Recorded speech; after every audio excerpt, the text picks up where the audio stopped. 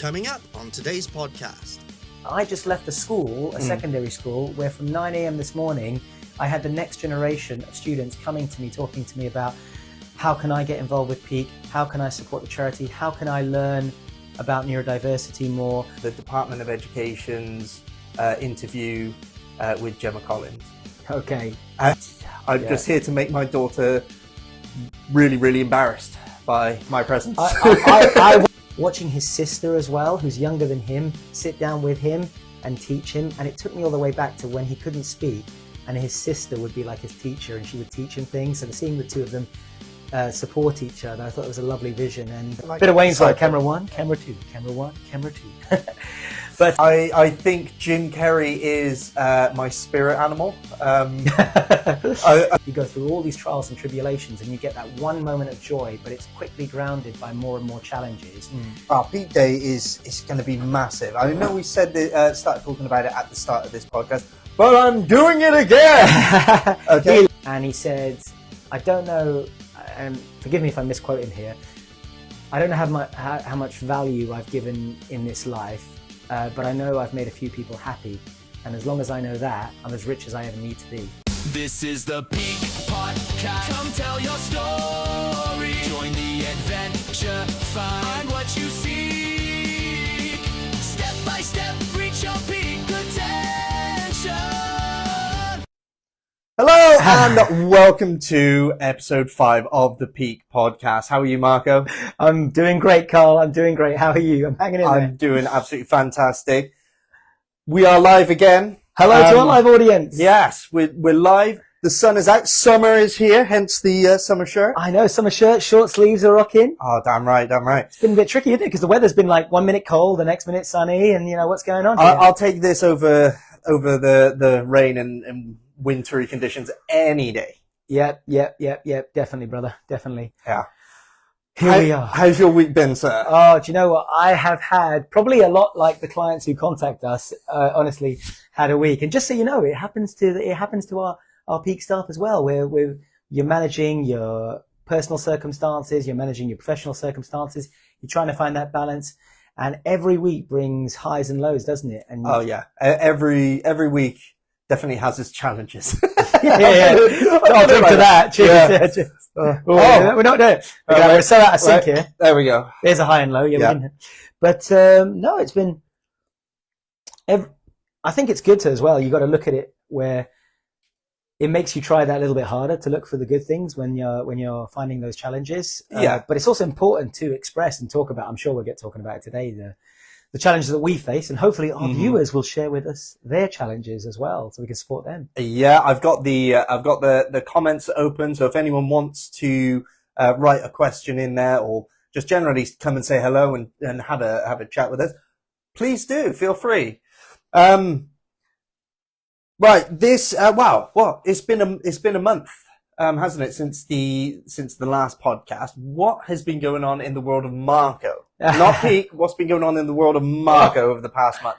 Oh, what can I say? Right, just from a personal perspective, I mean, it's been like I said, that you're trying to balance your professional things that are going on with your personal circumstances. I think me being vulnerable for a second, if I may be vulnerable on the podcast. Do I need tissues? Well, no, I think I can manage her. I'll fingers wipe the tears away, but. Yeah, from a personal circumstance, I think it's been challenging. You know, obviously, one of the wonderful human beings in my life who also supports the charity, Mum, she's been battling a situation. So I want to shout out to Mum because she spent 10 weeks in a hospital and still in limbo, still waiting for quite a critical operation. And on Sunday, I was supposed to go and see her. And I was halfway down the road, Carl, on the way to London from Gloucester, and the car broke down. Oh, no, it couldn't have happened at a worse time. And, you know, you think, you know, you're all full of purpose. You leave early in the morning and go and say, right, I'm going to put the wind in her sails and just cheer her up a little bit after some news. And then that happened. Spent about 11 hours waiting for recovery. She didn't know it was a surprise. She found out afterwards what I was trying to do. But gutted I didn't get to see Sorry, her. I've really got to pause you there. You got a spider on your head. Got a spider. A little friend has come and joined me. Right side? That's our special guest. That's our special guest. Yeah, a little tiny money spider. It was just I was just focusing Well, we need on that, you know, with grants and the charity and, you know, donations. So yeah, he can stick around. It's fine. Yeah. Sorry. back to the story. I feel like I've really cut away then, and I apologize. This is a neurodivergent podcast, and you will be experiencing these interruptions consistently. So stay tuned for more. But yeah, so wonderful mum who has been battling for a long time, and she's a tough cookie. She's raised 3 boys on her own. She's battled cancer. I'm losing touch. I want to say 7, maybe 8, or possibly we're into double digits now. Since I was about 12 or 13 years old, wow. And she's been tough, and it's, you know, a lot like maybe many of our families feel. At what point does it reach where enough's enough? And I could have done without the car breaking down, because then it's another thing, and then that needs to be sorted out as well. So if anybody wants to donate a car to a charity, please do feel free. So that's added on. Kids wise, you know, my kids are, you know, in different ages and different schools, and they're all going through their challenges. And as a father, I think if many people can relate to this, I find it quite challenging personally when you're exhausted and you're fatigued and you're struggling to be the best parent you can. And let's say that you say or do the wrong thing as a parent, that you then reflect on afterwards and think to yourself, oh, I didn't handle that as well as I could have. And I feel like I've let myself down, my kids down, and try not to be so hard on yourself, but because you value the standard you want to give. So the kids are good, and just trying to balance that. And in the world of Marco, yeah, it's about balancing family, about balancing the challenges that you're going through every week.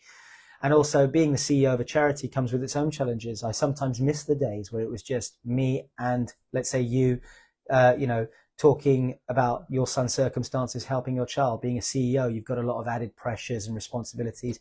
Sometimes it can be a bit of a lonely place. You don't always feel like people get how busy you are. Others drop you that text message and saying, just want to let you know that I know you're doing a lot right now, and thank you. So that's you know, that's why I love our Peak family. It's great to get those messages to say, I may not get what you're going through, but I'm with you to the end. Yeah. So yeah, world of Marco, world of Carl. Well, first off, I want to, you know, wish your mum all the best and the speediest recovery. You know, fantastic woman. You know, she's raised at least one decent child. Thank you, mate. And you as well, of course. It's true. My brothers are great. No pressure there, but you know, the bar's set quite high. Yeah. No, I realize how busy you are and how much time and energy and dedication you put into, you know, doing what you do. So, yeah, well done you. Thanks, man. Spud it. In the world of me, crikey, what's been going on? Because you've had a lot going on as well. You've been dealing with some. Do you want to share about? Yeah, go talk about you first. You, Carl, as an individual. Never mind the family and the kids and all the stuff you do for Peak. You as Carl. Oh, me, I've just been sort of surviving day to day, just waking up, do what I want and do what needs to be done, and then the next day arrives. But this month, my daughter's finally got her diagnosis of ADHD. Not that we knew she wouldn't, but you know, if you've ever met my daughter, she's very much like me, completely crazy, and yeah, amazing time. She's currently in London. Wow. On a school residential trip. She's been there since Tuesday, and she's coming back today. That's cool. I have 2 bits of news about myself. So number one is I now have my first shadow session with James. The family sports sport consultant. How did that go? No, it's not happened yet. It's booked for next month, but it's booked. It is booked, and I'm really excited to do that because I'm really excited to help others, you know, and the way that the charity. Because your life wasn't busy enough, Carl had to just jump into this field as well. So well done. It just seemed like a good idea at the time. You know? I had to see how it pans out later. Next thing you know, you're starting a charity. Yeah. Congratulations, man. Second bit of news, I've also signed up to do a 12-week course on Send. Brilliant. I'm waiting to hear back from that, whether, you know, they'll allow me on the course or not. They should do. I meet the criteria for it. So I'm really passionate about it and interested in it. And it is my life. So knowledge is power. Yeah, knowledge is power. So the more knowledge that, you know, I can bring to the table, not just my own personal experience from it, but knowledge about the I can't even see that. Generalities? No, that's not a word. Generalities? No. This is the whole podcast. We're going to be saying that word. Words are wording. Words aren't wording. So the more knowledge I can ingest from it about the wider concepts of neurodiversity, the better I can help families like you. Good man. So you're loving. So you've got some fingers in pies. You've got some direction in terms of the activities you're being involved in. Some great news about your daughter, which is as a parent, I know fantastic, because a lot of people that are watching this, they know what those feelings are like when they finally get those resolutions. Sometimes it's about, I kind of already knew that. Thanks for confirming. There's always that little void of doubt where they have the assessment. And then you're waiting to hear the results of that assessment. Yeah. And it creeps in your mind. It's just there. It's like, is she? What if they say no? Is she? But the relief when you get it, it's like vindication! Yeah. But also validation as well, because we doubt ourselves so much as parents generally. Yes. And we rely on professionals to give us clear diagnosis because we expect that they have expertise.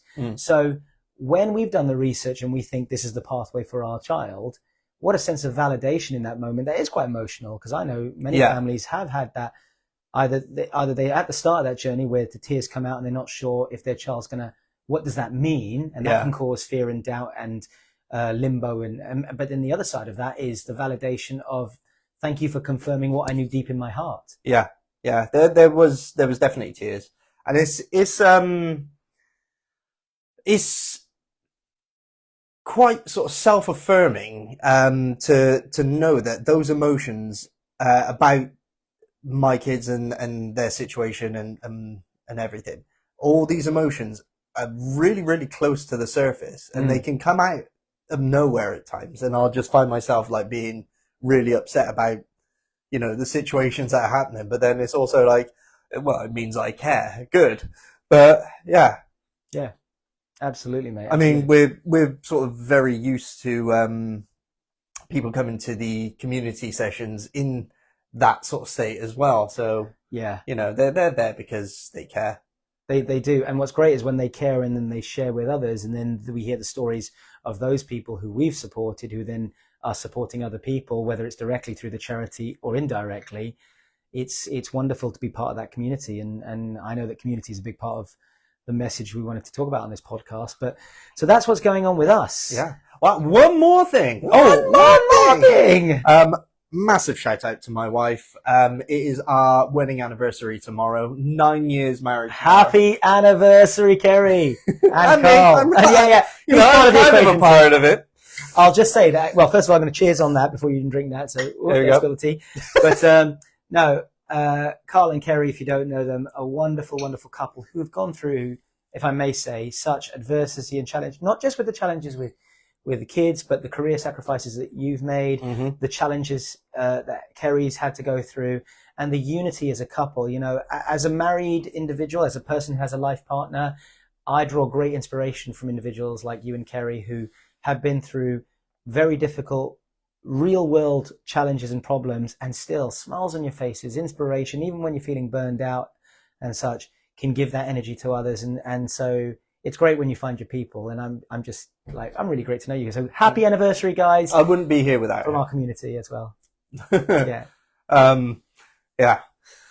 What else has been going up? Right. So we've done you. We've done me. Let's do Peak. What's Peak been doing this month? I mean, when do we not stop? Anyone who's watching this podcast right now will know what we do. I'm going to turn around to that camera just a little bit. Yeah. Giving all I can see is the side of my own head here, and I don't like. Bit of Wayne's like camera one, camera two, camera one, camera two. But so Peak as a charity continues to be consistent in its support. We had some new volunteers join the charity who are learning in different fields. I said this to the team the other day. I strongly am very confident and grateful that in the structure of the where we are now, 6 years ago when we started this charity, we didn't have the level of structure that we do. About a year ago, we tried to implement the structure that we have now without the volume of resources that we needed. And, you know, sometimes things go well, sometimes things go well, and you have to adapt and change and such. But I strongly thought and felt that we're in a place now where the structure, you've got really dedicated people who are consistent in what they're doing. You've got people that are still learning. But I'm so confident about the consistency of our service in the structure. And I can see that now more as a CEO, because when I was on the front lines before, it was very different. It was you were helping person by person whilst trying to do all these other growth projects. Now I'm in a position where I've been able to support the growth projects and had a decrease in family support consultancy work only because we've got the people in those projects. Yeah. And even, you know, Peak Day coming up on the 11th of July, hearing how great that's going to be. And if you haven't heard about Peak Day on the 11th of July, please go on our website. Yeah. I mean, I don't know if anyone has been there, been to the Peak Day last year. This one is set to be about 10 times bigger. Oh, it's easily more shows, more of everything. I mean, double, triple of what you saw. And I think that's going to be the volume. Because, Glastonbury, we're coming for you. Okay? Well, you know, when we already beat the Birmingham Neurodiversity Fair, so I think, you know, who's next? But it's not even about beating people. It's about the fact that we're so glad to be able to offer a service and a day of inclusivity and no judgment and enjoyment to our neurodivergent community. And we've had more stalls and people wanted to join us up. So we've been inundated with emails to the point where we've been struggling to respond. Some of them are saying, I haven't responded yet. I really want to be a part of Peak Day. Yeah. So if you haven't heard back from us, most of those returns have gone today. But even if it looks like we're fully booked, please do get in touch. We'll see what we can accommodate to bring you into Peak Day, because there's going to be we'll do everything crowd. we can to accommodate people. And it's really nice to see people wanting and offering to be part of it. Yeah. You know, it's really, really, really nice. But where are we? We're coming to the half term now. And if we go back to the beginning of May, it's just been one thing after the other. The one thing I can say for the charity is that we've got a lot of projects that have seen growth nationally. Mm-hmm. So we've got Peak Devon, who in Devon, we've had a huge volume of support that's requested. So we've had Meg positioned in Devon that from September will be obviously that fixed presence there as well, because we have to fix people in different counties and parts of the nation now. Yes, we run online services so we can operationally support in a variety of different areas or travel, but we've put in so many funding applications as well to finance people in direct locations so they can give that more direct support. And we've done a lot of great work there. We've had we had our most recent, just this week, an online community support session, which we ran from 8 to 10 p.m.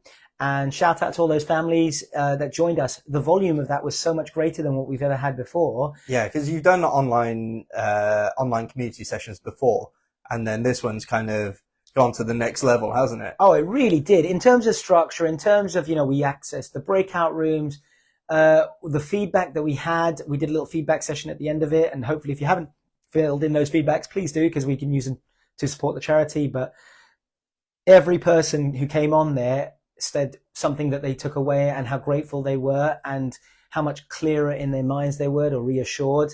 And just knowing about the services, but also knowing that they as parents are either doing the right thing or getting knowledge to improve on what they're currently doing, and not also accepting answers from professionals who are incorrect. So that was a great session. I mean, even today, there's been so much going on. I just left a school, a secondary school, where from 9 a.m. this morning, I had the next generation of students coming to me, talking to me about how can I get involved with Peak? How can I support the charity? How can I learn about neurodiversity more?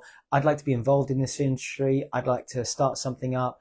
Learning about how, because we did like this business breakfast, they called it. Yeah. And students of, I can't remember if it was year 10 to sixth form, but they were coming in asking us questions.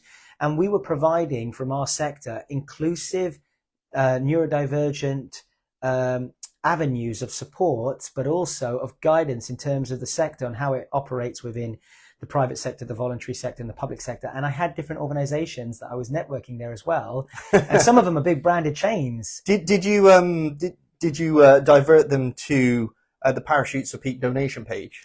I mean, I didn't divert the kids to the parachute page. I probably should have done that. But you know what? I'm actually going to bring it up now. Go on, bring it I'm up. going to put it in the chat. But can I just shout out some of those organizations who were very interested in hearing a peek? We had conversations with PGL McDonald's, who basically were there and were very interested in the inclusivity work that we do. I'm going to see if we can do some partnership work there as well. So yeah, whether you're a private sector organization, public or voluntary, we work in all three fields because the more inclusivity we give in the different sectors, the better society we create. So yeah, get in touch if you'd like to get involved in one of our seminars. But what have you got for me, Carl? There we go. Sorry, I am just going to put in the comments there the link to the Gives You Live page, Parachutes for Peak. Because that is fast approaching, and I'm feeling. Yeah, I think it's August. It's happening, but towards the end of August. But I think we definitely need to push. So here's to our community. If you've got a great way of us pushing out Parachute for Peaks, because we want that 25k. We want Carl jumping out of the airplane. I mean, I'll do it for whatever we raise, but you know, if we hit the target, there's two of us. So like, can we get Carl on the plane? So far, you're doing it for £20.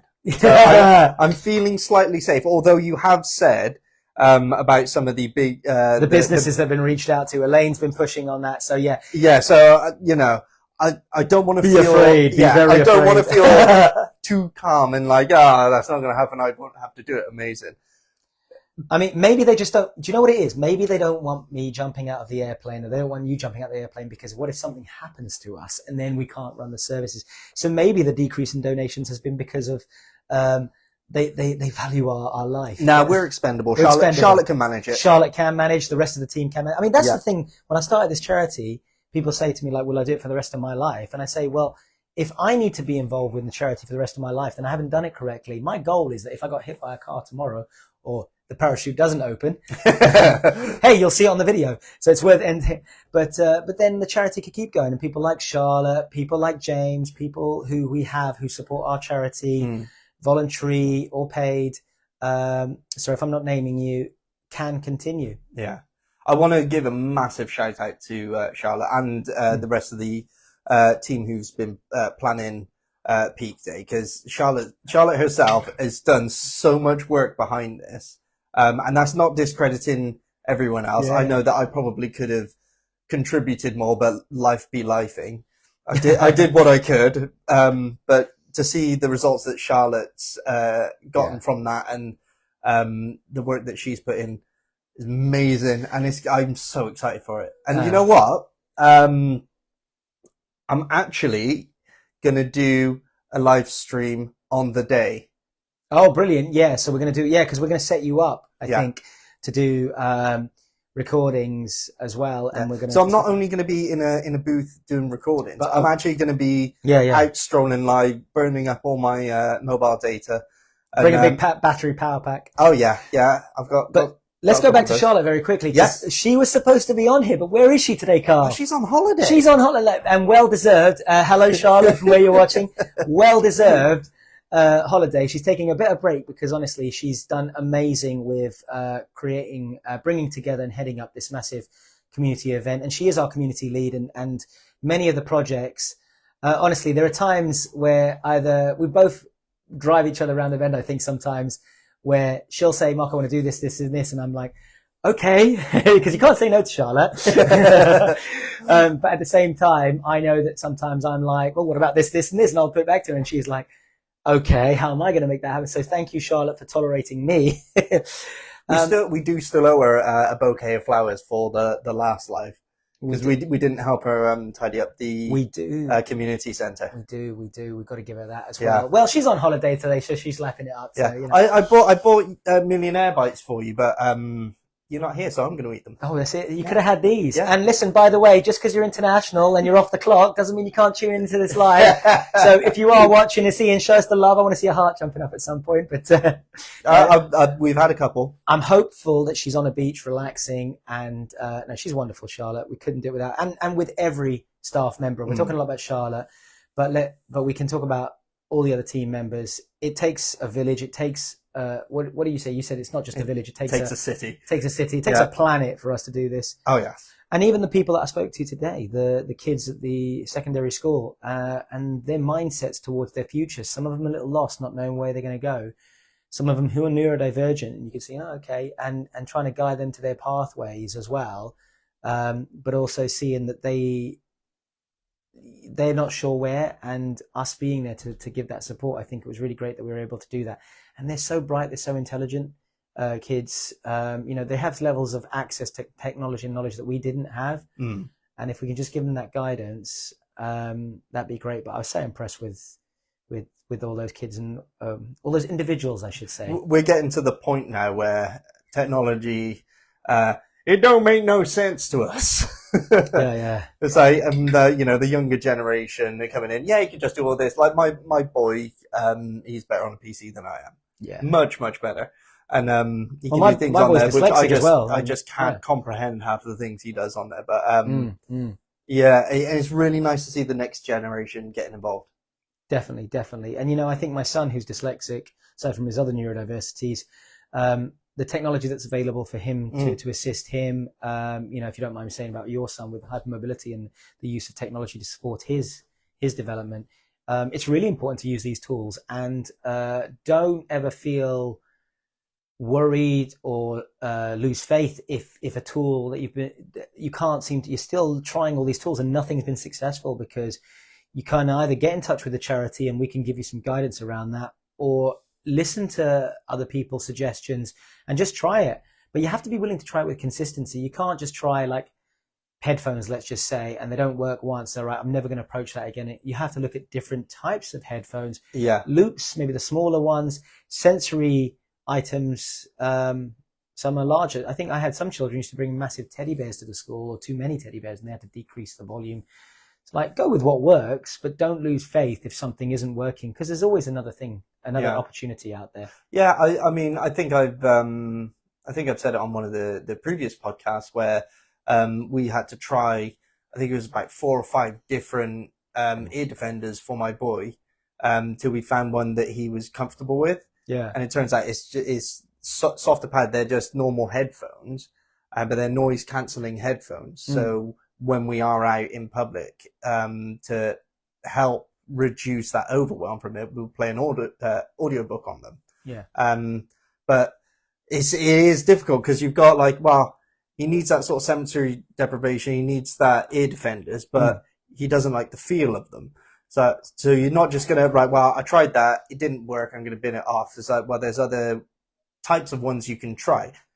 It's expensive. Yep. It's an expensive trial and error. And, but if it's needed, what wouldn't you do? You pay for what you need. Yeah.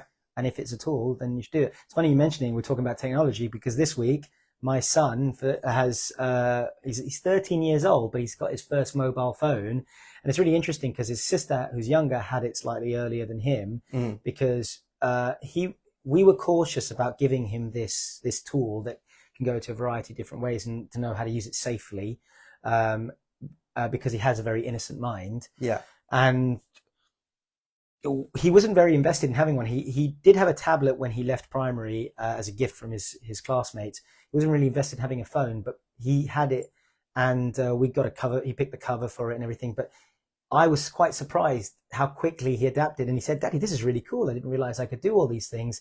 And he's been using it to communicate with friends and sending messages. He's learning how to use it. But one of the things that I hadn't anticipated is the level of joy. I didn't think he would like it as much as he does. And he's just learning how to use it. And I'm really grateful that I get to be there. I sent him a little video to watch, sort of cartoon on how to be safe on the phone, but also having conversations, watching his sister as well, who's younger than him, sit down with him and teach him. And it took me all the way back to when he couldn't speak, and his sister would be like his teacher and she would teach him things. So seeing the two of them support each other, I thought it was a lovely vision. And yeah, I've got to be mindful though, as we all know, about how much time they spend on these, so that I'm on that part of the journey. Yeah. I mean, there's because your child's had one for a while. Has he got one, or is Yes, yeah, but both my kids have, and we regulate the time on there, because you can buy not buy. There's apps. I think we use a family app where it logs off after a certain time. Yeah. Yeah. They can have a certain amount of time on there, or it locks at a certain time, and you can set on there how long they can be on, let's say, YouTube, for example. Yeah. So yes.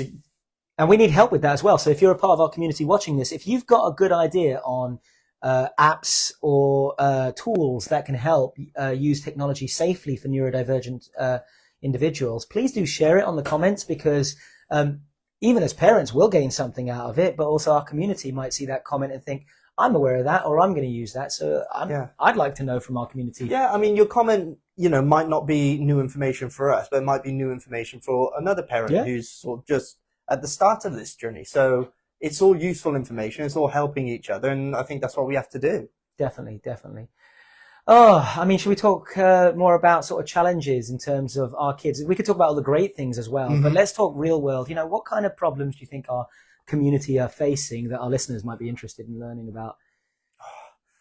The first thing that comes to my mind and the big one this week is the Department of Education's interview with Gemma Collins. Okay. Have you seen this? I haven't, but I have an idea in terms of I've listened to so many speeches and it feels like we're going around in circles anyway. So please share with me your insights, if any, on what you took away from that. It's nothing against Gemma Collins. I feel like she was sort of given this interview and just told, be yourself on it, without any context. Ooh, dangerous place for a politician to be in. Yeah. Well, so you've got this reality celebrity being interviewed by a minister of the Department of Education, and it was a difficult listen for me. It's a difficult listen. Did you cringe a bit? Yeah. It's like, what was one thing that was said? We don't have to, because we haven't got time to discuss everything. But what was one impact moment where you heard a phrase that made you think, or a topic? Okay. Yeah. All right. So the probably one of the most things I was like, I can't listen to this anymore was she said, go into school, it's time to learn now, concentrate. It's like, oh, well done. No one's ever thought of that. It was difficult to listen. And I mean, let's be fair. You can have universal principles by all means. Yes. Every method of engagement or support or change has a universal foundation, but you can't use generics. You have to give specifics as well in terms of helping another person understand what you mean by that. So the context is understood, and also giving examples of how it's going to be actioned. I mean this, and the context I mean it is in A, B, and C, and the way I'm going to deliver it or suggest it's delivered is by 1, 2, 3. If you agree, great. If you disagree, come to me with your suggestions. And it's like, if not, then what? If you've got a better idea, then tell me. Yeah. But you asked me for my best thought. I've shared it with you. Yeah. I don't know if she has children. I don't know if she has got children with so Wikipedia, and we'll find out. Yeah. If she doesn't, I don't think that she's qualified to speak on Sen parents' behalf. And I think that's the thing that's kind of sort of exploding in this situation, is that it's like, right, the DofE don't want to talk to the actual parents of Sen children. Seems to happen a lot behind closed doors. But they'll quite happily speak to celebrities and pay for marketing and pay for advertisements on celebrities talking about it who aren't qualified to talk about it. Yeah, and I first of all want to thank celebrities for raising so much awareness. And I want to thank celebrities who donate their time to use their status to bring that awareness and also their insights. But I would also thank celebrities if they could bring in, I mean, it's difficult because they've got their own careers, but bring in more people or advocate and say, do you know what? I'm going to sit next to this parent, or I'm going to sit next to this organization and advocate them who's got the groundwork knowledge. And then that way, the celebrity is doing their job because they are advocating. Look at some of the celebrities that have supported Peak. We had that recent interview with Mel C on the BBC London. And Mel was really great because, and Gabby Ross as well, because they were wanting to hear from us. They were the window. Their status got us through the door and created the listeners. And then we gave the information. Yeah. And I think that's where celebrities can come in. The Brothers Trust is another organization supported by a well-known celebrity. Are we going to name drop here? We don't even need to, because you can just Google it. If you're interested, Google it. I'm going to name drop Tom Holland. Tom, but not just Tom. No, but his family as well. His family as all well. the, They're great the advocates. brothers, mum and dad. Dom and Nikki, who supported our charity. These people who have an awareness in society, and they use it benevolently to support others. And if it wasn't for these organizations, and I think they're a great model in terms of people who use celebrity status in the right way to advocate for the people that are doing the groundwork. I know it must be tricky, and I'm not a celebrity, and I'm glad I'm not one, because I'm not sure how I would manage all that level of attention. I don't want the attention. No, it's one of the things. The resources you welcome. Yeah. But my hat goes off to them in terms of how you manage the attention. So I will say that in relation to knowledge base, there are some celebrities who say, I don't know what I'm talking about. If you are unsure as a celebrity, and you're put on the spot, there's nothing you can do about that. So feel reassured that there's nothing you can do about that. But if you have an opportunity, I'm going to go and speak about this, I'm going to get in touch with a local charity or an organization or a representative that can join me in that meeting. And I can then create a rapport and say, look, I met this person for a coffee. I was so fascinated with them that they came in. And then you let them speak. And then they will ask the celebrity, because society's a bit like that. They will ask, how does that impact you? What is your thought about that? Because a celebrity does create a social pull that brings in a lot of volume in. They are the face in many organizations who are doing the work. I mean, the good thing that's come out of this interview is put the spotlight on the situation, more of a spotlight on the situation as well. So, it's more in the limelight now, and there's more conversations happening with it now, which hopefully should lead on to better things. Would any successful person in life be there without the support of another individual? No. Exactly. Would any children, you might say, let's say they didn't have parents and they create their own successes and such, but they still need those people supporting them. I was going to say Batman then, but I mean, he had a lot of money though. That's the technical support he had from his parents. You can lose your parents, or you can have these resources and you fight crime with it. Yeah, and then you can run around the city dressed as a bat. I mean, and it's a bit of a cliche saying it, but I think as a young person, for me, let's talk in terms of our celebrity fantasy fiction superheroes. Okay. Who was yours? I'll tell you mine in a minute. But who was yours? Who's a superhero you connected with for a specific reason? Not necessarily. Because I know what your favorite one is now, but I don't know if not necessarily a superhero as such, but one that it rings very true to me. The Mask.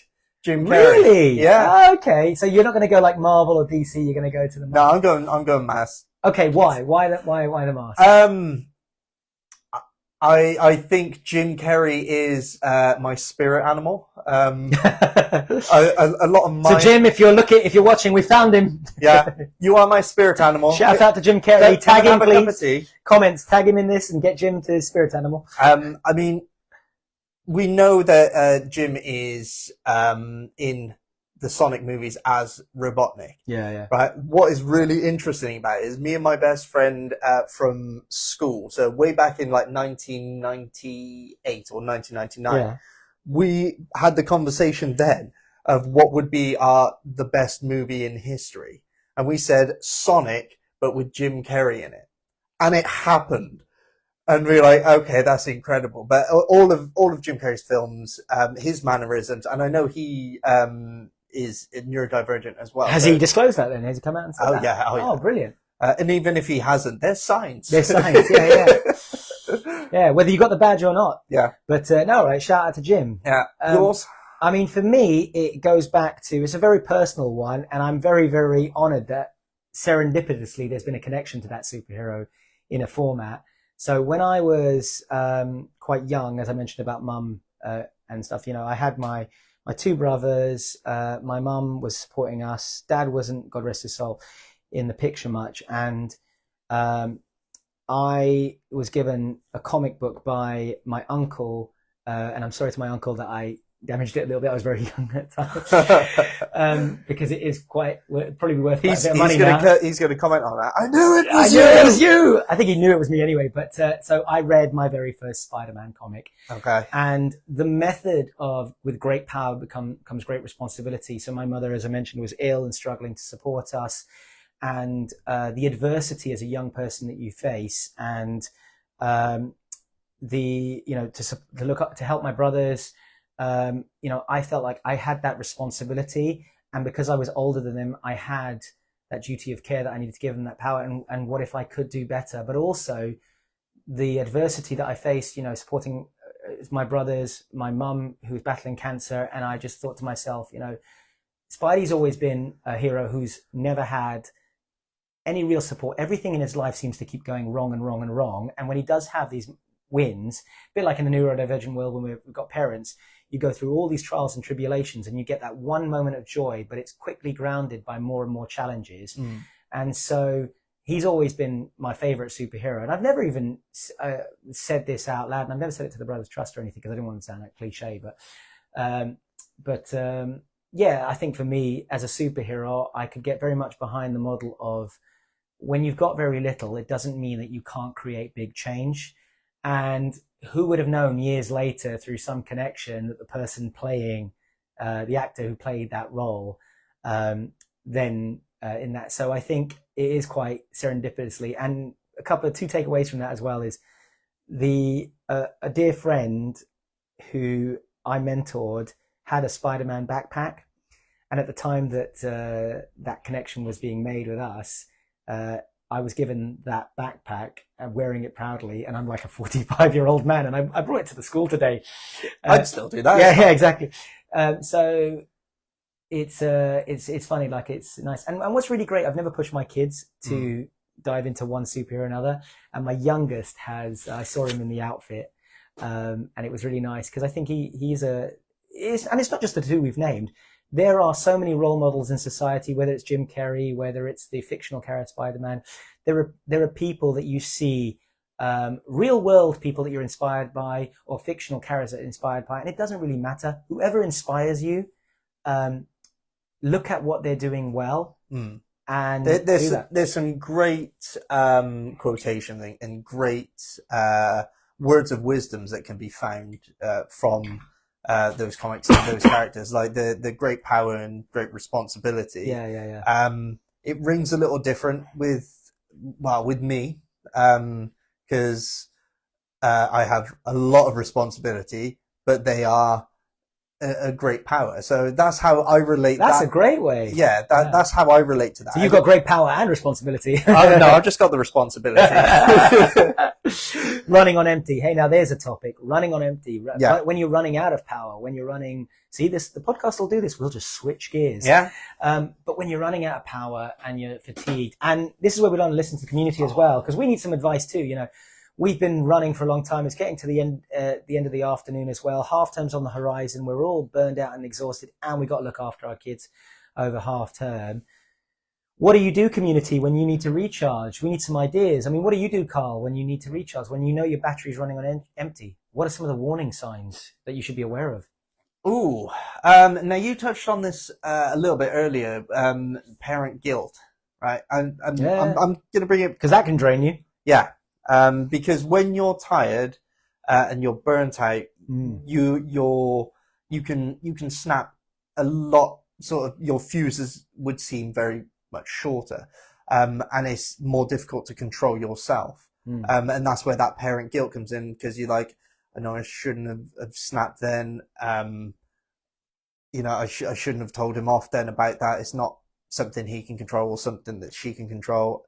And you look within, and the pure exhaustion of trying to manage it 24/7. You've said about half term coming up. It's just another day. For me in my in my situation, it might be in your situations as well. It's just another day because our son's here.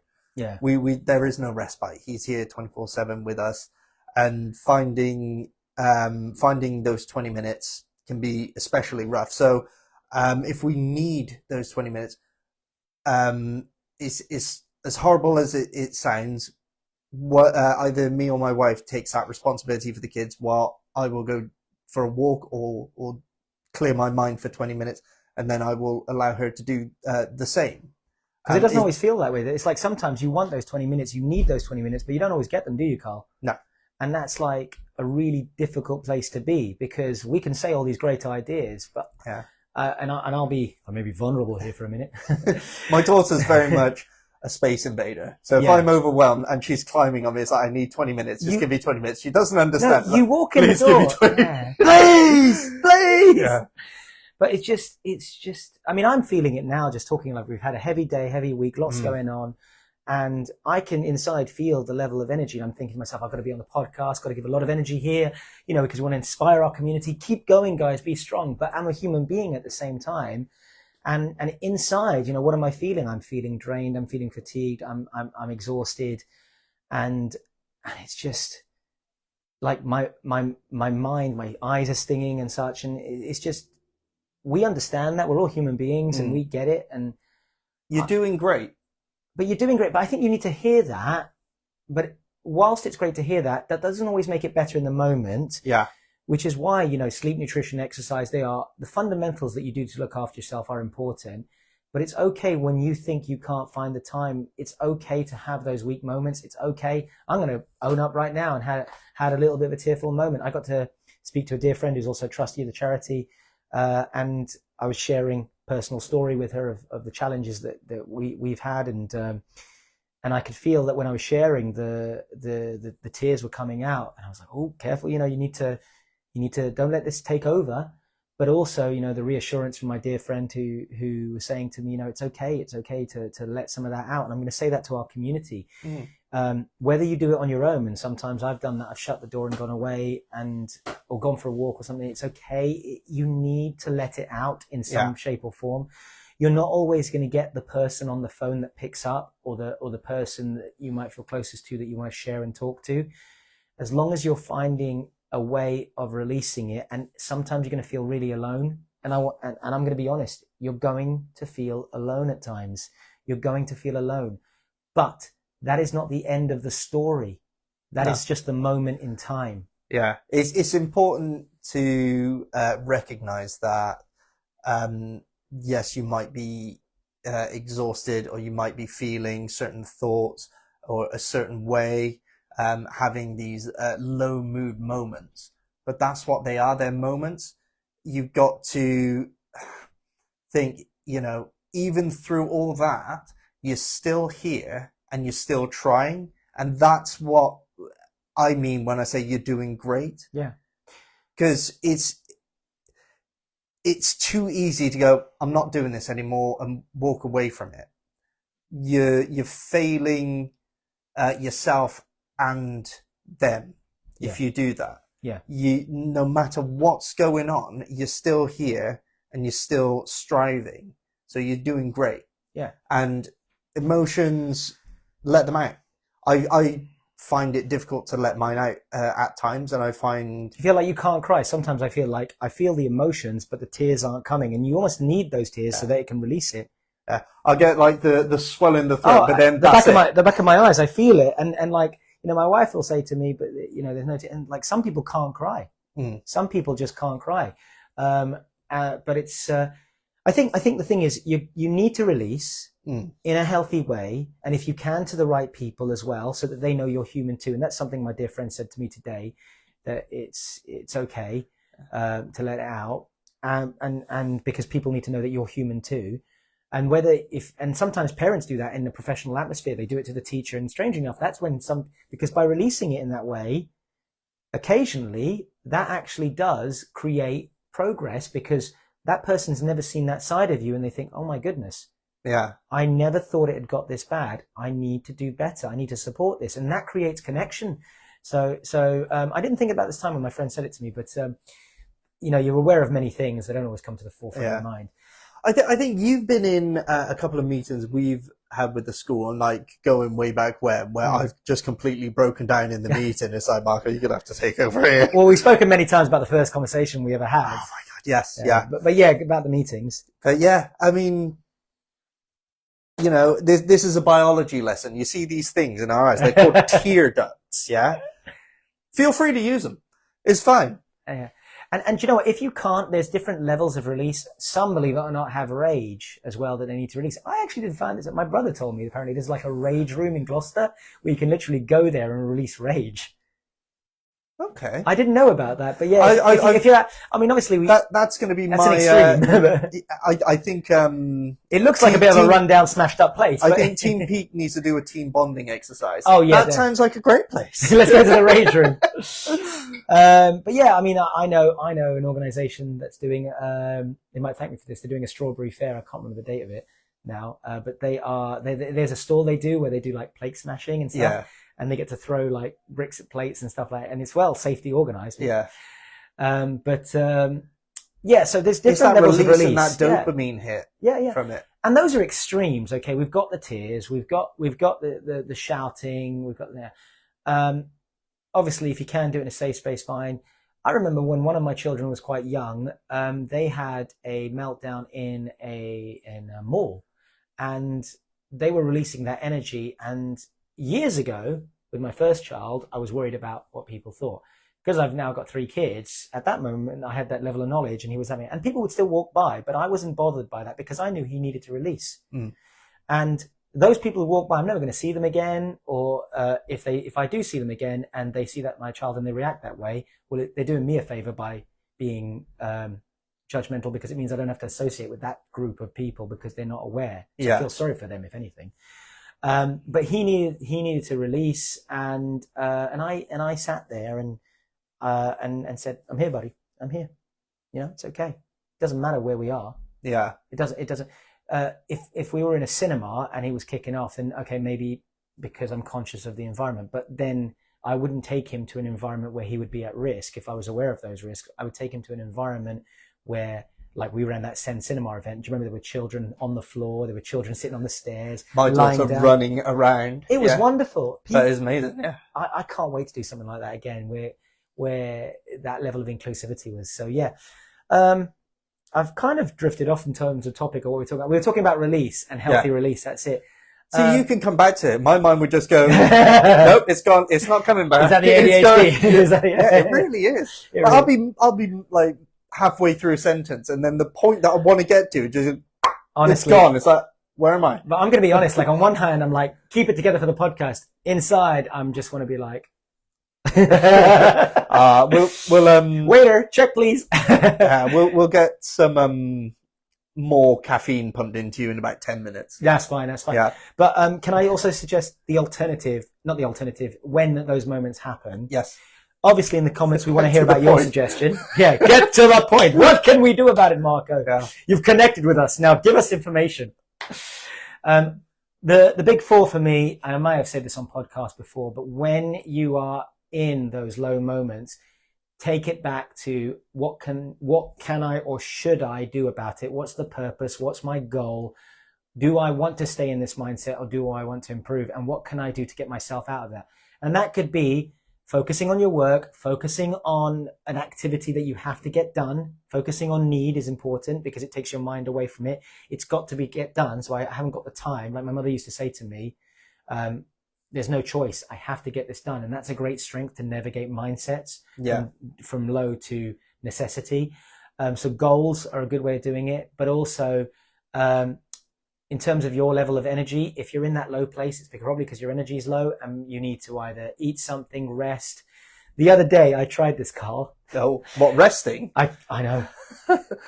Unfortunately, so for those of you who don't know Marco, he's like the Duracell bunny, but extra. I do rest. But unfortunately, I made the mistake of not putting the do not disturb on the phone. So I'd let, because I was trying to diet. I was trying to like lose a little bit of weight. But you got to be careful of sleep, nutrition, and exercise. Don't underestimate them. Levels of energy can navigate you into better states of mind. So if you are drained, look at sleep, nutrition, and exercise, because that was one of the things I said, whoa, I need to recharge because rest and recovery is so important and so overlooked. It can be difficult.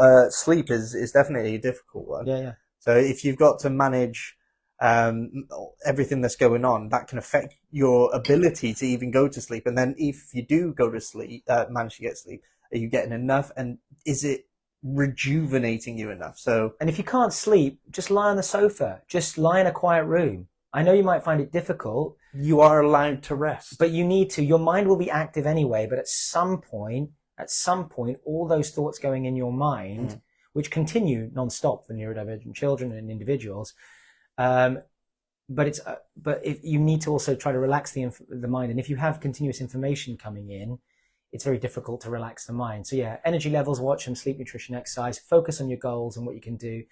And the third one I would say is healthy distractions, which I know I may have said on the podcast before, but music. I was feeling so drained. I put on a song that said keep going, and I was listening, I was connecting with the words, and I was like, yeah, it was a bit jazzy, and I like that.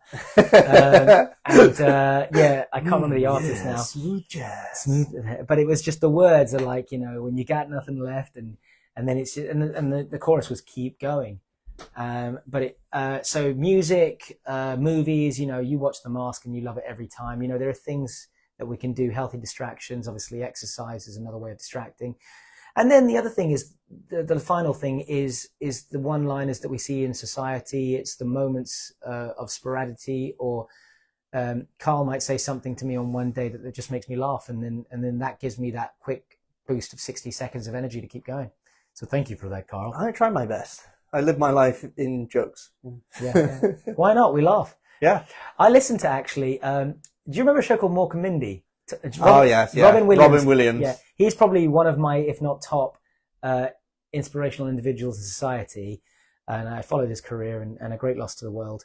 But he said a phrase that may have been written by an actor, may have been written by him, and he said, "I don't know, and forgive me if I misquote him here. I don't know how much value I've given in this life, but I know I've made a few people happy, and as long as I know that, I'm as rich as I ever need to be." So I don't know how much value I have in this life, but I know I've made a few people happy, and as long as I know that, I'm as rich as I ever need to be. And that really resonated with me, because I thought to myself, I don't know how much value I have in society when I'm feeling low, but as long as I can remind myself that I did one or two good things in my day or in my life, then at least I did something worthwhile. And so, yeah, that kind of gave me a little bit of a boost. Yeah. That's amazing. Yeah. Oh, gosh. Did you get Gosh, tears. I'll have the Well, it's not even mine. I can't even claim credit for that. Yeah. But, no, I know. I can see him actually saying that. And he's delivered great lines. I mean, one of my favorite is, Be Spectacular, the spectacular speech that he delivered in that movie Jack as well, that I use on social media posts. It's like, oh, so you're just plagiarizing. I'm plagiarizing Robin. You're like, I'm just plagiarizing everywhere. Yeah. Yeah, go on. One video that we've watched this week, and I've been playing it to my daughter. Yeah. Because she's been sort of struggling with the way that she's perceived by people. And it's really sort of struck a chord with me, and I'm trying to sort of impart this sort of belief structure on her. But and I'm going to completely misquote it, and I apologize in advance, but you don't have to accept other people's gifts of negativity. Yeah. And I think I have misquoted That's a really it. nice way of looking at it. That's like, people are just putting out what they think is good for them, but what's good for them isn't good for you. But I like the way that you've worded that as gifts. I mean, because a lot of people would turn around and say, gifts? What are you talking about? Yeah, you don't have to carry their negativity for them. Yeah. And I thought it was really good, and I hope it's helped my daughter, because she was worried about a few people's perceptions of her, and sort of going back to your story of being in the supermarket while your child's having the tantrum. Sorry, not tantrum, meltdown. Yeah. Proper word usage. Well, it depends on how you interpret it, but yeah, I get what you're talking about. And for me, I've always lived my life don't care what other people think of me, Mm. because I will probably never see this person again in my entire life. So why should Why it would matter what they think of me? They're going to think that of me, whether I know it or not.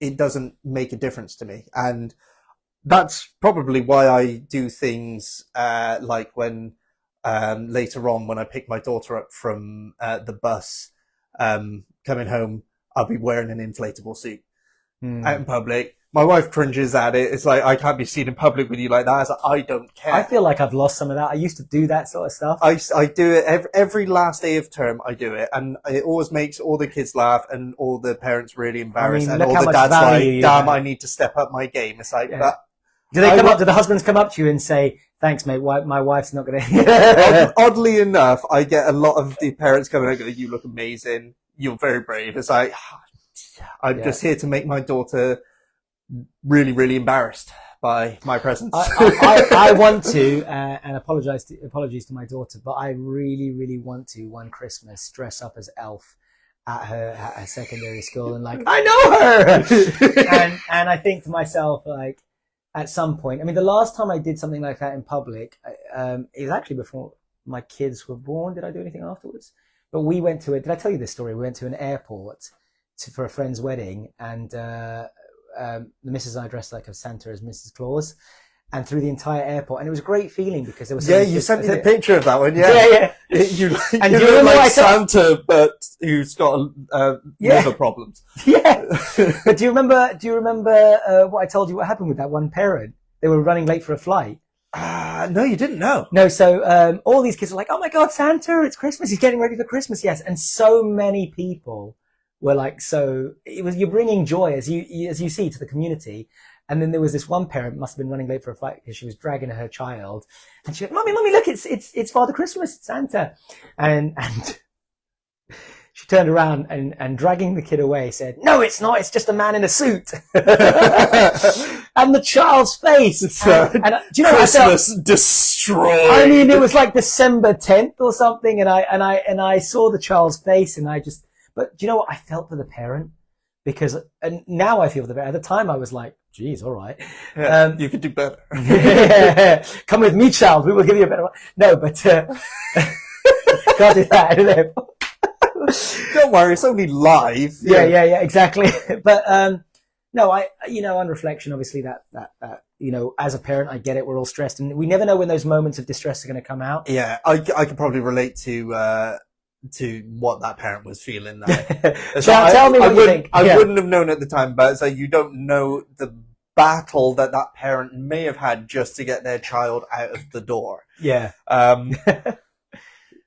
Yeah. So you're okay. You're a good parent. You're fine. We forgive you, and we hope things are better for you now. Definitely. And you made your flight. So, in summary, it's okay, parents, when things go wrong, Yeah, because it really is. at the end of the day, we're all human beings, Yeah. and we have challenges. And if you ever want to learn more, contact us. Right. Should we do that really awkward thing now where I pause the recording for a break, but then we carry on with the live, and you do like the Garth interview? Yeah. Okay, right, here we go then. We're going to pause the recording and we'll be back. So after join this. live. Actually, no, you can't join live because this will be afterwards. This will be afterwards. Yeah. If you didn't join the live now, what we're going to do Facial is shot pause just for you this guys. until we're back. So, all right, okay, back in a moment.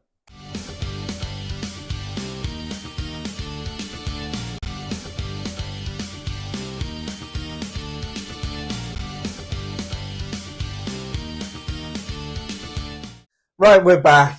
We're back. Carl and I, if you're watching on the live, we're just sharing a variety of different stories behind the scenes. But if you want to know more, you've got to watch the lives to see all the extra bits and pieces. Yes, I was catching up with the comment section of the live for reasons beyond my fathoming. No comments were coming up, so I apologise. I'm sorry. I can see them now. I don't know why I couldn't. And I hope they're going to come up as they happen. But if I miss any more, I'm sorry. That's fine. It's technical difficulties mixed with me difficulties. And the good news is we've got a backlog of questions going through right now. So, I mean, we could start going with questions right now. Or before we go into questions, Yes. is there anything that you would like to discuss? I've left my questions over there, and I need to go get them. You need to stretch them. Yeah, I do. So focus on me for a moment. Dun, dun, dun, dun, dun, dun. And he's back. They were all the way over there. I was gone for 4 days. I got sidetracked. So it is that time of the podcast. It is. It Actually, really is. This is your part. So you tell our lovely audience what time is it, Carl? It's 1:42. Right. I didn't understand the assignment. No. It's that time of the podcast. We had questions last time, which I crowbarred out of the community event goers, and there's one on here which I don't remember if we got round to last time, but it's a really, really good question, and I feel bad that we didn't get to it last time. Unless we did, in which case, watch the last podcast. That's fine. So we've got one question. I'm moving my daughter from her mainstream primary to a different mainstream primary. How will this affect my EHNA, so the educational healthcare needs assessment application? Mm-hmm. It is currently at mediation as they refuse to assess. Okay. How will this affect my application because of the move? Okay, well, the good news is that it shouldn't affect the application because the assessment's already gone in based on the previous evidence. Mm-hmm. Yes, you're going through mediation, and the reason you're going through mediation is because the local authority think that there's a missing piece of information. So please do still have that information. Please do identify what that information is. Then you've got an opportunity to present more information at that mediation. But to reassure you, the change in school won't affect it. Normally, most mediations happen within a month. So because we are where we are at this time of the year, you should have that mediation before the summer. So it won't affect, unless you've done what they call a managed move, where it wasn't working at that school. So we've moved if the move's already happened. The child has now gone into another school. Mediation will not be affected. What you need to ensure is that the mediator that has contacted you is aware of all the updated information, and you need to ensure that any updated information, documents of evidence, are sent to the local authority prior to the mediation if possible. Why is that a good idea? Well, the local authority's representatives have the authority to overturn the decision to assess your child in mediation if the evidence is presented that shows the need. And if that evidence is presented before the mediation, you could go to that mediation at the beginning of it where they say, we've looked at the evidence and we'd like to now change our decision.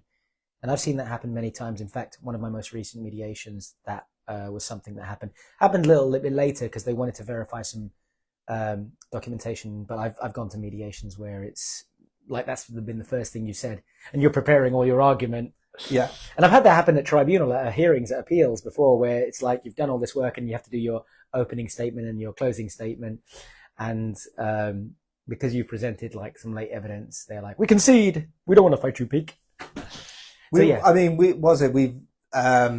one of our mediations was, I don't see how this has got to mediation. It's like, why are we here? It's like, it's such a scary thing because it's like, oh my God, I need someone in there to advocate. And it is quite a stressful thing. If you've never been through it, you've got no clue about it, and it can be nerve-wracking. Yeah, very daunting. Yeah, very, very daunting. But it's like you don't know what to expect, and I think the waiting and the not knowing is probably some of the worst feelings, because it just grows, and so you're waiting for this outcome, and you don't know where you stand with it. Definitely. But in answer to the question to that parent, rest assured, you will not lose anything by your child moving to a different school. And if anything, you might gain something, because if that other school is quite good and do some early evidence gathering for you prior to the mediation, and some signs are already being seen at the new school, and they can write an email or a quick report about paragraph even about what they're seeing in school, then that will show it across 2 settings, which then increases the likelihood of that being overturned in mediation. What would happen then in the situation of if you're moving from one primary school setting to another primary school setting, but it's under a different local authority? Okay, so with different local authorities, the processes, the foundations of the processes remain the same in the sense that if you request for an educational healthcare assessment, which is a national model, they request it everywhere, except for in Scotland, they don't have EHCPs. Mm-hmm. But you request it, so the process itself might be slightly different, but in terms of the need to conduct educational healthcare assessments, that is nationwide, and different local authorities have what we call 3 core key criterias. One is the identification of need via some sort of health challenge. Is it possible that your child is neurodivergent? 99.9% of the time, of course it's possible. That's why we're making the application. So they never reject on that criteria.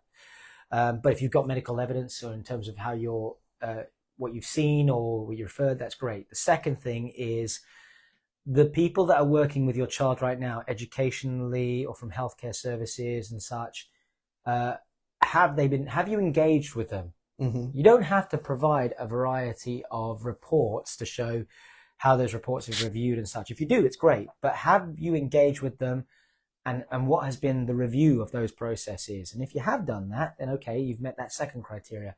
And the third one is, what about everything external? Have you looked at our local authority resources to support the schools before you ask us, the local authority, for money? Have you looked at external agencies that do provide specialized support? Yes or no? Now, these aren't statutory requirements, but if you've done these 3 things, then you are more likely going to see success in the request for your EHC. And if it's nationally, those are 3 things I would take away wherever you are around the criteria. And hey, if you get stuck, you contact us, you utilize our advocacy support services. We'll review your evidence. And if you're missing something, we'll tell you what to get. If I have to be clear on this, we don't just support an application just because someone says, I want my child to have this. We vet and we scrutinize the evidence, because these are limited resources and we can't just give them just based on want. We have to give them based on need. So we do vet them, and we probably vet them quite strongly, because when we support them in appeals, the local authorities that we work with are quite, I was very grateful the other day, it felt like based on what I was saying, and because I've worked with this local authority representative before, they were just taking what I was saying as gospel in the word, because they worked with me before and they know if I put my name to something or the charity's name to something, it holds water, so we might as well. I mean, that's really profound, to be honest, because the name Peak and what we stand for, it now carries a certain level of weight, and it's nice to see, Peak are involved with this child. Okay, well, we're going to use their knowledge and expertise to help support this child. Yeah, and it's much more collaborative than it used to be. I remember 3 years ago, summer holidays, I was away. A parent had had information rejected. I said, look, write this email out. I was with my kids away, and I just took a quick write this out and CC me in the email. They sent that off, CC Peak, and then the next email back was, we agree. And so we don't want any, we don't want any smoke. No, ego wise, I was just a little bit like, wow, the power of the logo.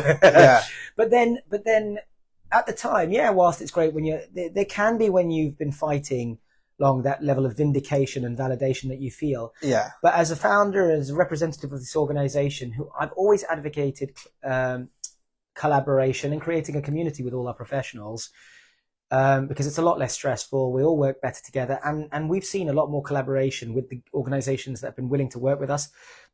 There are caseworkers who will watch this recording who will either advocate Marco plays hard ball, or James, or someone, they are tough, but they are fair. Yeah. But then there are others that will say, I'm so glad they were there, because it would have been a lot more stressful had they not been there. They really support us. And you know what, professionals, we could use the love back as well, because we've been saving a lot of money on your resources. So please do share your insights, because we've had Ed Sykes and NHS individuals and school teachers all write great things about Peak.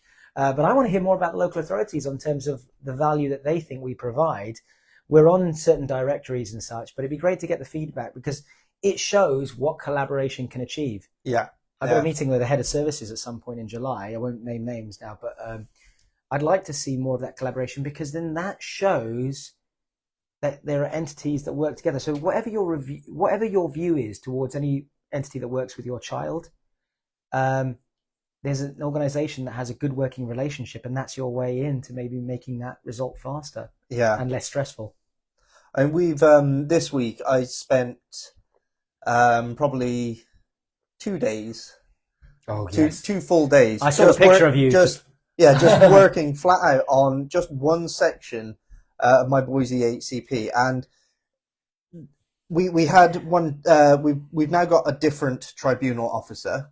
Yeah, they do change over. Yeah, and I'll be honest with you, it feels like the sort of tone has changed. Like she's putting there, okay, well, this is narration. It's like, yes, but it's because the outcomes in there are all geared to something he's not doing, and he's not at school setting. Yeah. So she's like, okay, well, what do you think would be a good outcome for the section? It's like, thank you. Now it's kind of giving us... Oh, is she giving you suggestions? Yeah, it's giving us See, that's a good freedom to say, we feel like this goal is achievable by use of these provisions. And it's a lot more clearer now, rather than having to try and twist what reports he's getting from an alternative provision into trying to then crowbar it into this outcome that doesn't make sense. And through correspondence, it's very hard. I was in court, I was in a hearing, and we were working on what they call the working document, what Carl's referencing to is, you're looking at the plan, the local authority are looking at it, you're looking at it, and you're trying to agree on certain points and disagree what should and shouldn't be in that document before it's approved. And sometimes you can't do that. It has to go through court, and then a judge is sitting there supporting through that working document.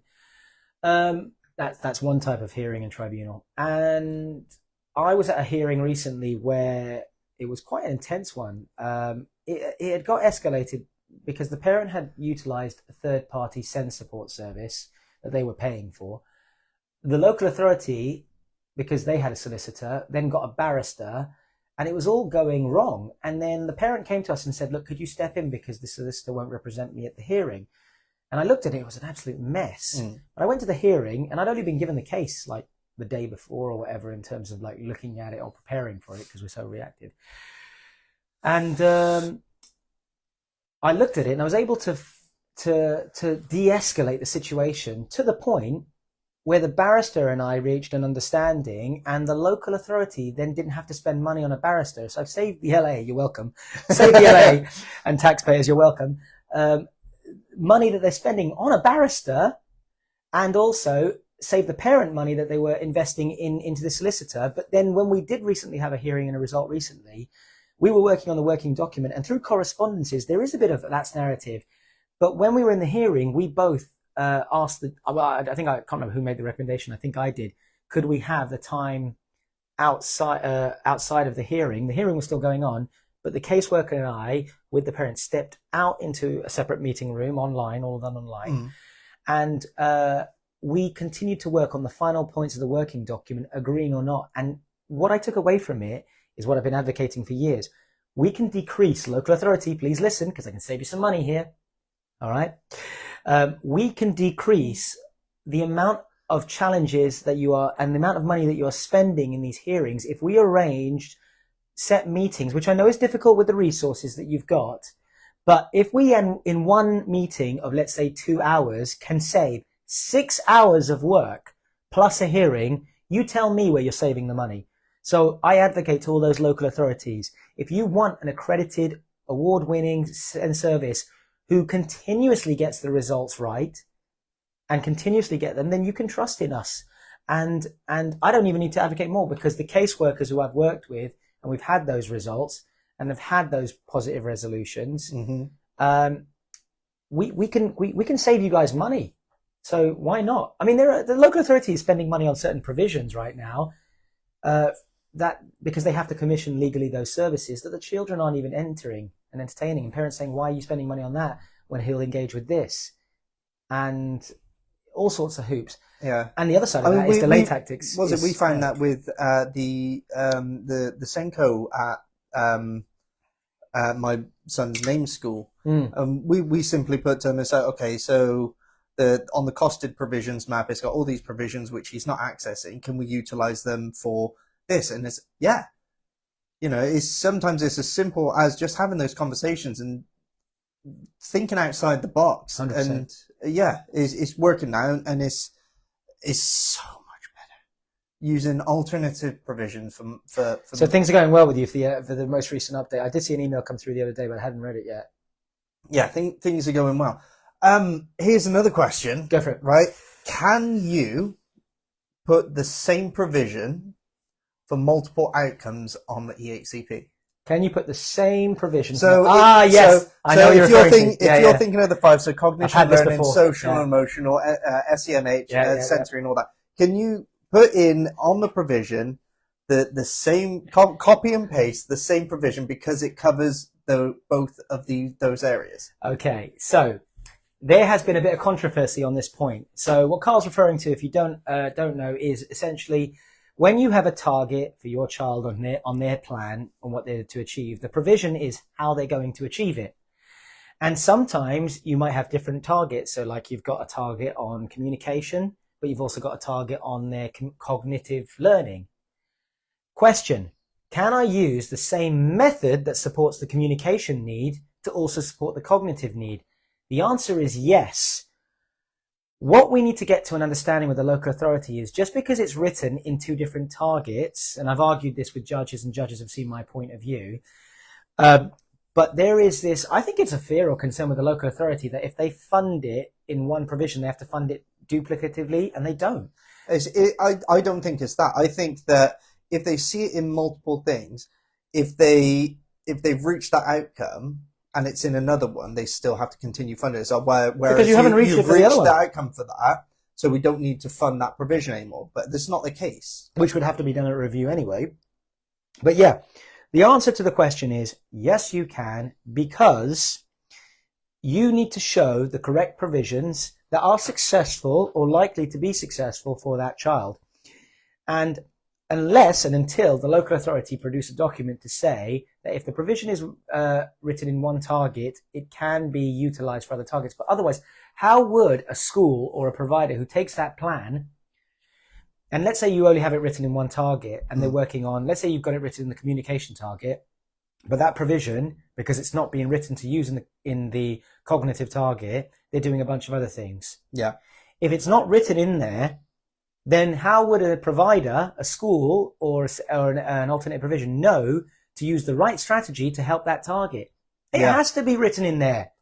But you don't have to fund it twice, though. You just explain that is the strategy. And some of these are reasonable adjustments as well. So there's no concern about funding. So I always make the case. Many judges have agreed with that. So I go, they're the ones who have made that adjudication as well.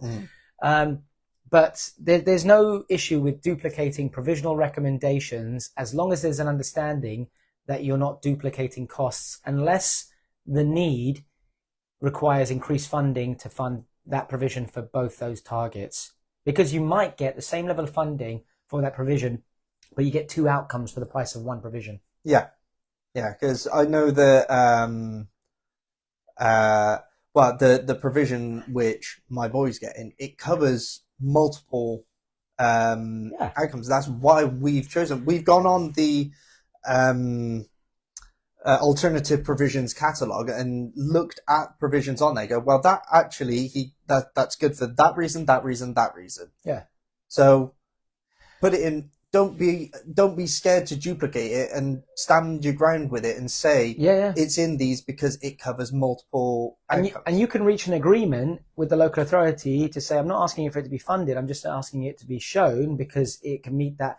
And the way you evidence that is if an educational psychologist or a professional has made that provisional recommendation, then you're using the evidence that that's for this target and that's for this target, which is why it needs to be in there. Because it's not your word, it's what the professional who has the accreditations states what the child should have. And who are you or I or the local authority to challenge what an accredited professional who works with these children states what the child needs? Yeah. So, if you don't know, if you're not uncertain, watch this podcast. I hope you know now Yeah, or get in touch. If you're really stumped, get in touch. But listen to the podcast. Yeah, in all fairness, I'm not expecting parents. You're getting closer. You're getting closer. I mean, we know a good friend of ours who's recently had their package approved, because it keeps, during the walk-in document, it goes back and forth, and people write in the comments, I agree to this, but I don't agree to that. And then you try to get everything agreed before tribunal. If not, that's what the tribunal's for. But like I said to you before, it's going to be on the day or it's going to be before. Yeah. I'm confident that we'll get what my son needs. Yeah. It's not personal.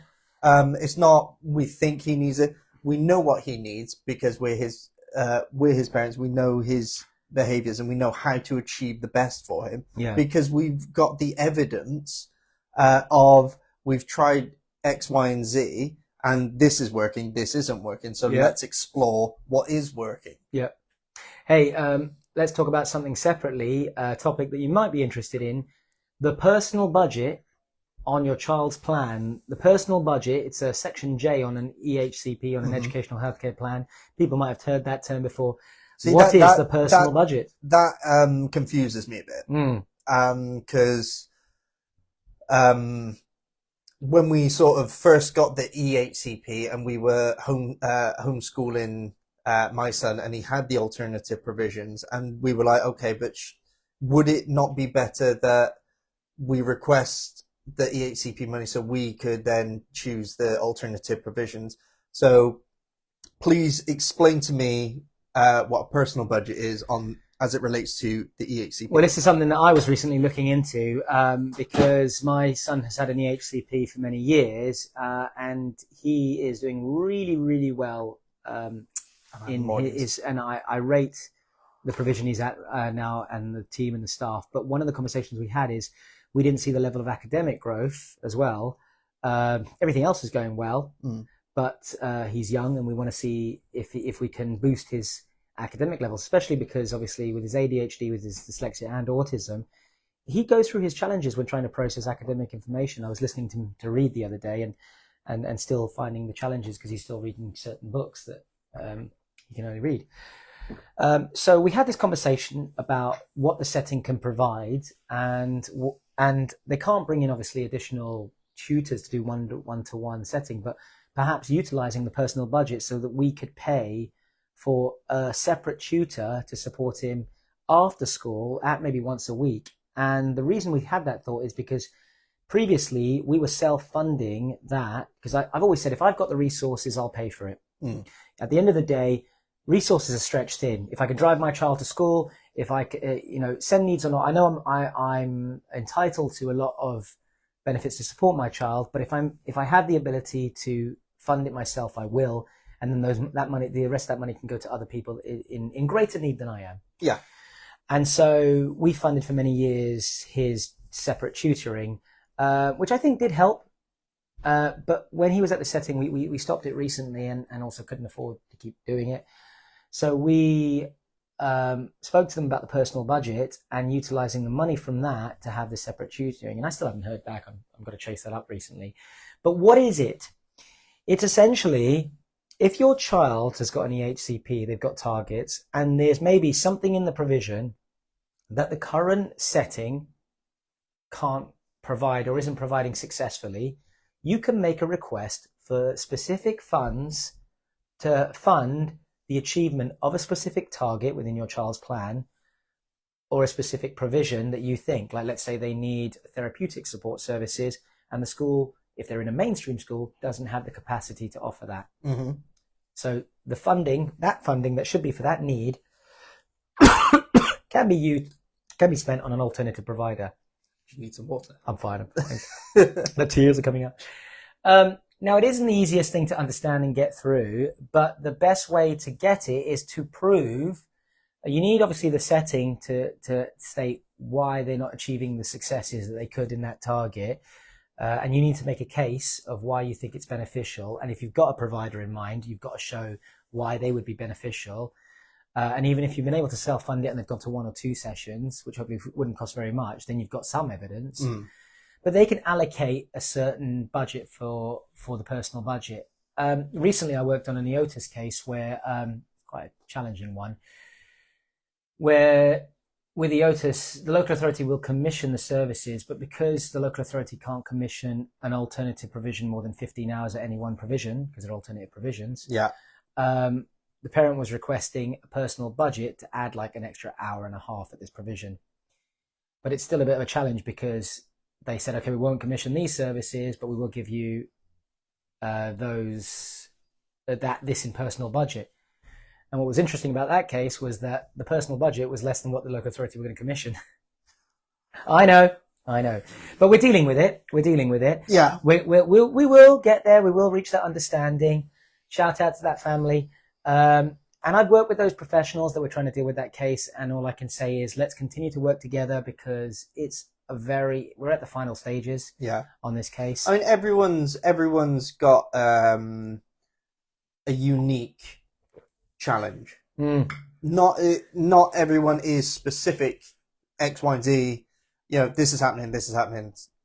Every scenario is different, and it is a challenge. But you know, just keep fighting, keep pushing for what you know is right, and you'll get there. It may take some time, and it will be frustrating at times. And take a break this half term. You know, I know many people. I spoke to a person the other day who's going to do. We gave them a template to write their child's assessment, their profile, and take the time to recharge your batteries. The schools are closed. Nothing's going to be done via schools at the moment. They're going to take a break. If you want to send stuff off to them, that's fine, with the understanding that we're not going to get started till after the half term. Definitely but use recharge the time for you. Yeah, and spend time with your family, with your children, because what do they say? The days are long, but the years are short. Yeah, true. Honestly, I think I got that from the Mario movie when we went to see it. Yeah. That was it. It was the character in Mario that said, I'm sure it came from somewhere else. Yeah, I mean, there's quite a few little one-liners that are very, but do you love it when the ones come off spontaneously? Like I was talking to a couple of students today, and I can't remember the first part of it, but I said, if you do this, you succeed, and it rhymed, and they walked away. The girls walked away and went, I love that. And I'd forgotten already what I'd said, but I was like, do you know what? As long as you I just created a great statement, but I don't know what and nobody remembers it. I was going to say, why are all the best sayings old? We need to come up with a new one, but then when you try and think of one, it's like, no. I mean, I'm claiming peak potential. I think, you know, we help your child reach that. I know the term exists, but the way we use it in the context we use it, helping children to achieve their peak potential. That's pretty decent. Yeah, I like that one. That's a pretty good point. I don't know if I'm using too many P's though. I mean, it's getting to that point now where I know when we were at BBC We've Radio. We've definitely discussed this. Too many P's. Yeah.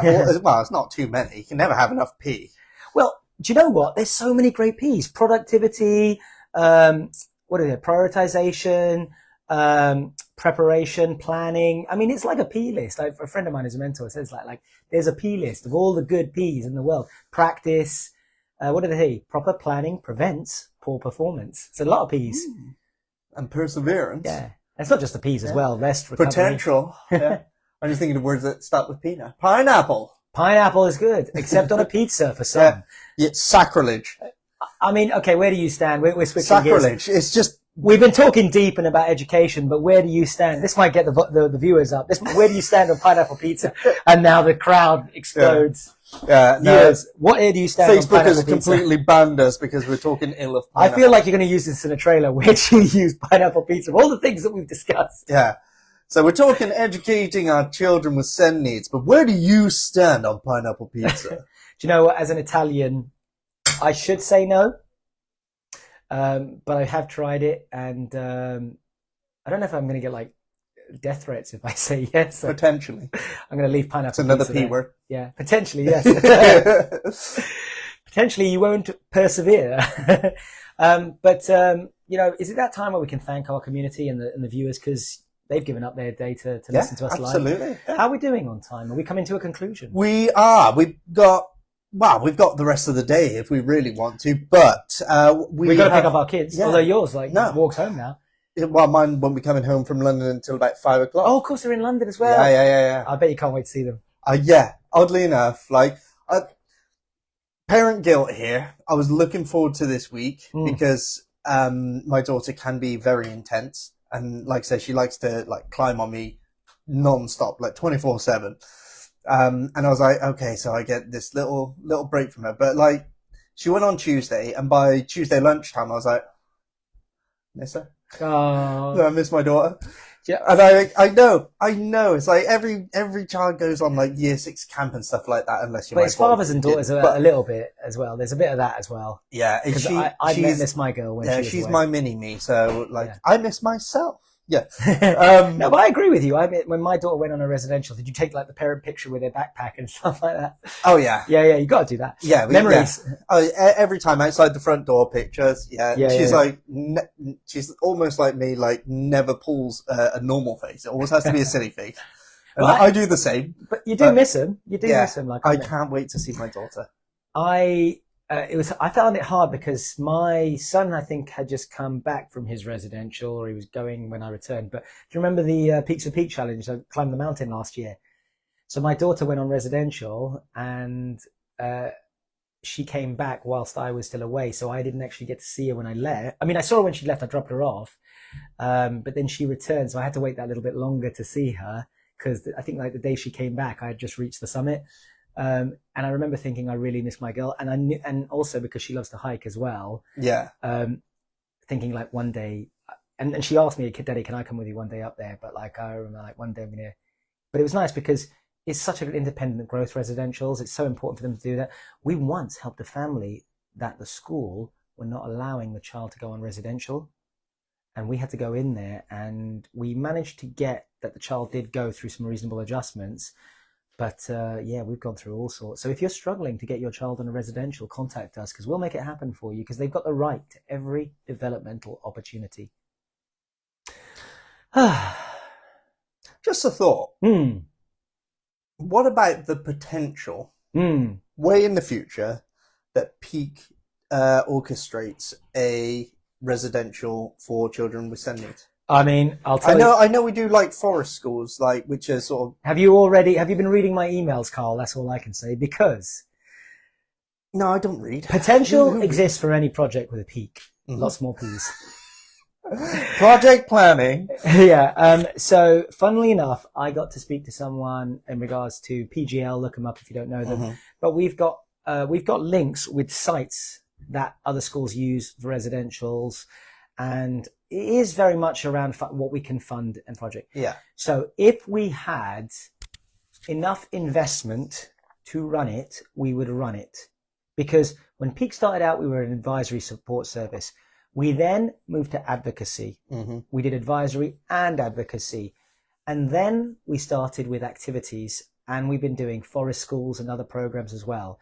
So does the possibility exist? Yes. Have we had planning meetings and discussions about it? Brief ones, yes. Are there organizations interested in partnering with us to achieve this? 100% yes. If you want to see it happen, help us resource it and fund it, because we've run summer forest school programs. We've got the connections, we've got the tools and the people that are willing to engage. What we're lacking at the moment is the funding elements to do that. So yes, it is a very real project. And you've heard it here first if you haven't heard it before, but we're also we started mentoring services previously. We've had more and more requests, but it goes down to funding. It goes down to what we can fund. Yeah. We've got a lot of great projects waiting to start. I mean, our training programs have been sitting there waiting. We've delivered a few of them at ad hoc requests, but we've got about 4 or 5 projects waiting to get the funding in. So there's a lot going on behind the scenes. Yeah. And there's limitless potential for what we can deliver, but we can't do it without funding, without the resources. Like, because I've been trying. I've been contacting. Well, it must be. I think I'm up to about 17 different companies now. Oh, for the IT resources. Yeah, just to try. Should we do it now on the live? Should we do it on the Ask Out? Yeah. Team, like Carl has been working hard to get us some IT resources. So if you know of, or if you are an IT company, I mean, what we're trying to get about 10 new laptops recently. Yeah, our target was to get 10 laptops to help the admin team. Yeah. Because obviously, if our admin systems go down because of poor technology, we have to then fund that through existing funding and such. But we look at how much time, and if you're watching this, how much time do you waste in your day trying to fix an IT problem? Imagine that you're helping a a parent who's stressed out, a child, and the IT goes down, you can't send that reassurance because Teams has gone down, whatever. So if you can help us out with resources, with either a grant to purchase those tools, or if you have those resources that we could be donated to the charity. We've also recently made some links. I had a lovely meeting with a chap from Honda who spoke to us about mobility support for charities to help us get the Peak-mobile. We are trying to get an 8-seater van for two reasons. One, because there are a number of families who can't get their children to school in the morning. We're trying to support that. And the other reason is that we run a lot of projects where children can't get to the projects, and we want to be able to transport them to the projects as well. So we're looking to invest and create a Peak-mobile. So if you are a garage, or if you are someone who can support in that project, then by all means. And I had a lovely chat with a sales manager on Monday about this. It's funny because I was talking about like me needing a car, but then everything turns to Peak. So I end up talking about, actually, whilst I'm here, I need to sort this out for the charity as well. I'll be honest, the amount of conversations in my household that always sort of like revolve and then rotate to talking about Peak and stuff like that. My wife and I did it the other day. We were talking about just, because it's important as a family. You talk about your kids, you talk about your relationship and stuff. And then sometimes you want to drift, but it was like, it keeps coming back to Peak. And I have to say, please, darling, no. Oh, no. I need 20 minutes. I say, if we're making cups of tea, no Peak mugs after 9 p.m. in the evening, please. Yeah, because I need to get some Peak mugs. We're missing off. on brand recognition. I'm great at telling the team this, switch off. But the team will say that it's really hard because you're passionate, because you care, because we really find it hard to switch off. But it goes back to well-being. Please look after yourselves. You've got half term coming up. The world's going to keep spinning. You are not alone, and we can support you through your challenges. So don't think and feel that you've got to do it all in one go. The world's not going to stop spinning tomorrow, and that problem isn't going to go away because you've burned yourself out. So just rest and recover and look after yourself. Spend time with your children if you can, because these things are very important. Don't sweat the small stuff. Don't sweat the small stuff. And it's all small stuff. It is. Am I going to make it in time to pick up my kids today? Yeah, you should do. What is the hour? I can't see any clocks. It's 20 past 2.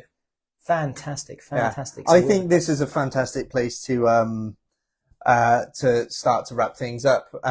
Should we talk about one more thing to discuss? Again, Peak Day.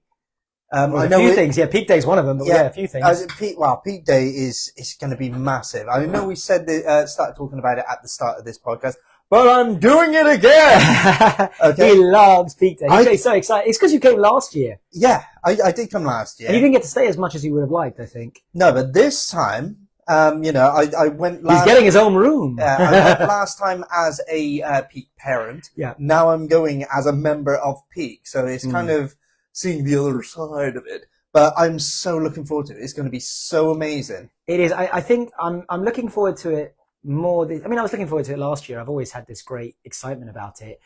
But because we've already run one, we've got a really great vision in our heads. And to know that it's going to be even better with all the people that are involved. Shout out to the Gloucestershire Troopers who attend in Star Wars outfits. So because obviously with the release of a certain film recently but yeah, I mean we didn't have them last year and they're coming this year. Yeah. We've got a lot of great performances this year. We've got a lot of great new suppliers. We've got even more inflatables than we had last year. So I think the biggest challenge of the day is going to be where we put in everyone. Yeah. Where we're going to put all the stores and stuff. I'll tell you one thing we do need to say is we are currently on the lookout. We've recruited a lot of volunteers, and I think we need to recruit, the number left, I think was 20. Actually, it's down to 19 now. We've got 19 spaces that we desperately need to recruit. Come and have fun for the day. Come and have some food, but also support. And even if you can only support for a couple of hours to stand by a stall and give someone a break, please reach out to us, email us, at the charity or contact us via the website. Please do help us out because the more we support we have on the day, the smoother everything runs. Yeah. Because our volunteers, honestly, last year, pull from pillar to post. I mean, we were running on that enthusiasm and that energy, but I think we need about 19. We've got about 12 or 15 volunteers so far on stationary positions, but I think we need another 90 just because it's grown so big. Yeah.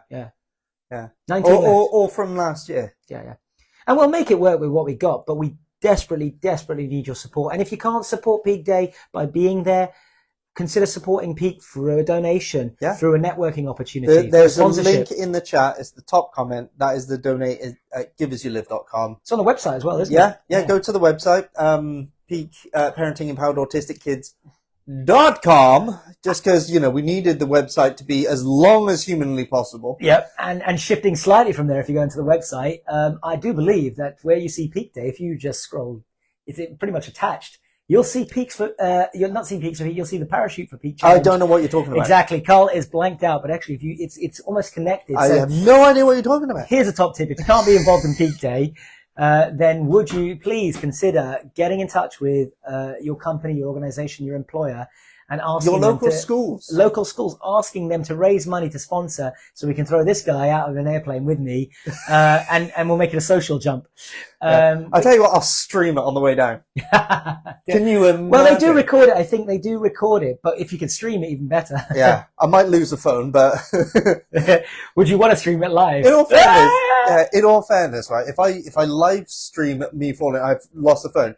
As long as the phone survives, I'll be able to find it again. Because find it. It's in a bush near a mountain. I'm going to tell you right now, if we reach 10,000 pounds, it's definitely getting live stream, whatever happens. Yeah. We'll have to speak to the team about that if they can do that. But I'm sure there's ways and means and means. I know they can record it with GoPros and stuff because you see. That's probably going to be the thing. I don't know how signal works up there. Yeah, that's a good point. I think I have some research to do. Yes. But that's neither here nor there. But anyway, back to the point. If we don't reach 25,000, I don't have to worry about it. But yeah, if you can't be a part of Peak Day, consider donating or asking an organization that you are aware of. It could be your brother-in-law's business or sister-in-law's workplace or business. It could be a connection you have through a third party.